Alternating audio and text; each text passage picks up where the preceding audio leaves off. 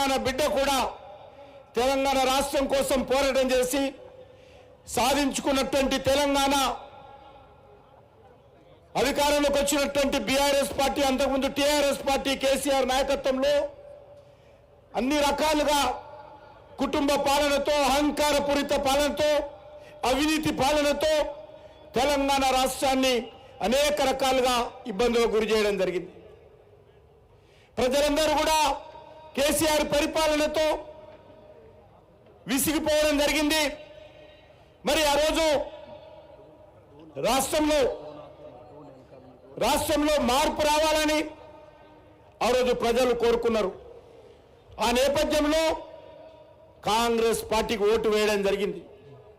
సరిగ్గా ఈ రోజుకు కాంగ్రెస్ పార్టీ అధికారంలోకి వచ్చి సంవత్సరం పూర్తవుతున్న సందర్భంగా ఎన్నికలకు ముందు ఏవైతే హామీలు ఇవ్వడం జరిగిందో, ఏ అంశాలైతే కాంగ్రెస్ పార్టీ ఎన్నికలకు ముందు తెలంగాణ ప్రజలకు చెప్పిందో అంశాలపైన ఈరోజు భారతీయ జనతా పార్టీ తెలంగాణ ప్రజల తరఫున ప్రశ్నిస్తా ఉన్నది.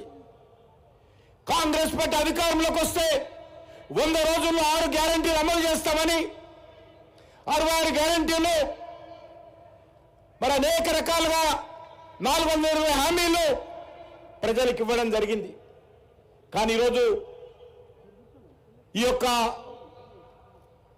సంవత్సరం పాలన చూస్తే పూర్తిగా గాలి మాటలు తప్ప మరి ఏ రకమైనటువంటి హామీ కూడా ఇవ్వలేదు, ఏ రకమైనటువంటి హామీలు అమలు చేయలేదు. ఈరోజు మనం వేస్తా ఉన్నాను, గతంలో ఏ మార్పు అయితే రావాలనుకున్నామో ఈ రాష్ట్రంలో మార్పు రాలా. తెలంగాణ రాష్ట్రం వచ్చిన తర్వాత తెలంగాణకు మేలు జరగల. టీఆర్ఎస్ పార్టీ హయాంలో తెలంగాణ ప్రజలు ఏ ఆకాంక్షల కోసమైతే, ఏ లక్ష్యాల కోసమైతే బలిదానాలు చేసి తెలంగాణ తెచ్చుకున్నారో ఆ లక్ష్యాలు సాధింపబడలేదు. కాంగ్రెస్ పార్టీ వచ్చిన తర్వాత కూడా టీఆర్ఎస్ పరిపాలనకు కాంగ్రెస్ పార్టీ పరిపాలనకు ఏమాత్రం తేడా లేదు. దొందే, రెండు ఒకటే, ఒకే తాళ్ళు ముక్కలే, ఒకే డీఎన్ఏ, కవల పిల్లలు. కేసీఆర్, రేవంత్ రెడ్డి కవల పిల్లలు లాంటి వారు. అదే అహంకారపూరితమైనటువంటి భాష, అదే అహంకారపూరితమైనటువంటి పరిపాలన, అదే రకమైనటువంటి అవినీతి పాలన, అదే రకమైనటువంటి కాంగ్రెస్ టీఆర్ఎస్ పార్టీ యొక్క కుటుంబ పాలన, ఇచ్చినటువంటి హామీలు అమలు చేయనటువంటి పాలన ఈరోజు మనం చూస్తూ ఉన్నాం. అందుకే ఈరోజు రాష్ట్రంలో నిజమైనటువంటి మార్పు రావాలంటే తెలంగాణ ఉద్యమకారులు, తెలంగాణ ప్రజలు, తెలంగాణ మేధావులు వాళ్ళ ఆకాంక్షలకు అనుగుణంగా ఈ రాష్ట్రంలో నిజమైనటువంటి ప్రజాప్రభుత్వం రావాలంటే అది ఒక భారతీయ జనతా పార్టీ ద్వారానే సాధ్యమవుతుంది. నరేంద్ర మోడీ గారి నాయకత్వంలోనే ఈ తెలంగాణ అభివృద్ధి దిశలో ముందుకెళ్తా ఉంది. ఈరోజు కాంగ్రెస్ పార్టీ హయాంలో ఆర్థిక సంక్షోభం రానున్నది. వీరు ఇచ్చినటువంటి అలవి కానిటువంటి హామీలు అమలు చేసే పరిస్థితి లేదు. 7వ తేదీ అధికారంలోకి వస్తాను, 9వ తేదీ నాడు సోనియా గాంధీ జన్మదినం అంటే 2 రోజుల తర్వాత రైతుల రుణమాఫీ చేస్తాను, 2000 పెన్షన్ 4000 చేస్తాను, అనేక రకాల హామీలు ఇచ్చారు. 2 రోజులు పోయింది, 2 నెలలు పోయింది, 12 నెలలు అయింది. ఇంతవరకు ఒక కొత్త పెన్షన్ ఇవ్వలేదు, ఇస్తున్నటువంటి పెన్షన్కు 4000 చేయలేదు. ఈరోజు ఉద్యోగస్తులకు జీతాలు ఇవ్వలేనటువంటి పరిస్థితి. ఈరోజు ఈ రాష్ట్రంలో ఒక కొత్త రేషన్ కార్డు రాలేదు. 12 నెలలైంది, 10 సంవత్సరాలు కేసీఆర్ ఆయన హయాంలో ఒక్క రేషన్ కార్డు ఇవ్వలేదు. కాంగ్రెస్ వచ్చిన తర్వాత ఈ 12 నెలల్లో ఒక కొత్త రేషన్ కార్డు ఇవ్వలేదు, కొత్త పెన్షన్ ఇవ్వలేదు.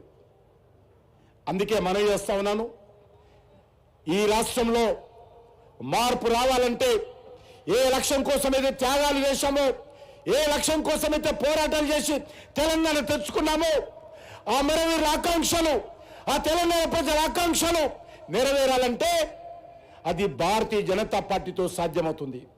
అందుకే తెలంగాణ ప్రజలకు మరొకసారి శిరస్సు వంచి నమస్కరిస్తున్నాము. ఎందుకంటే గత పార్లమెంట్ ఎన్నికల్లో ఈ రాష్ట్రంలో భారతీయ జనతా పార్టీ కాంగ్రెస్ తో పోటాపోటీగా కాంగ్రెస్ పార్టీ 8 సీట్లు ఇస్తే తెలంగాణ ప్రజలు భారతీయ జనతా పార్టీకి 8 సీట్లు ఇచ్చారు. ఈ రాష్ట్రంలో భారతీయ జనతా పార్టీ బలపడాలని తెలంగాణ ప్రజలు కోరుకుంటున్నారు. ఖచ్చితంగా తెలంగాణ ప్రజల ఆకాంక్షలకు అనుగుణంగా ఈ సంవత్సరం అంటే 12 నెలల తర్వాత కాంగ్రెస్ పార్టీ ప్రభుత్వం మీద ఉద్యమ శంఖారావం పూరించాము.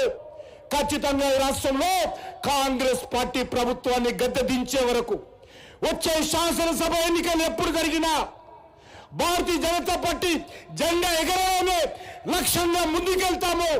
ఆ దిశలోనే భారతీయ జనతా పార్టీ తెలంగాణ కోసం, తెలంగాణ ప్రజల సమస్యల కోసం, తెలంగాణ ఉద్యమకారుల ఆకాంక్షల కోసం, తెలంగాణ అభివృద్ధి కోసం అంకిత భావంతో పనిచేస్తామని తెలంగాణ కవులు కళాకారులందరూ కూడా, తెలంగాణ ప్రజలందరూ కూడా భారతీయ జనతా పార్టీకి అండగా నిలబడాల్సిందిగా ఈ యొక్క వేదిక ద్వారా నేను తెలంగాణ ప్రజలను ప్రార్థిస్తూ సెలవు తీసుకుంటున్నాను. భారత్ మాతాకి.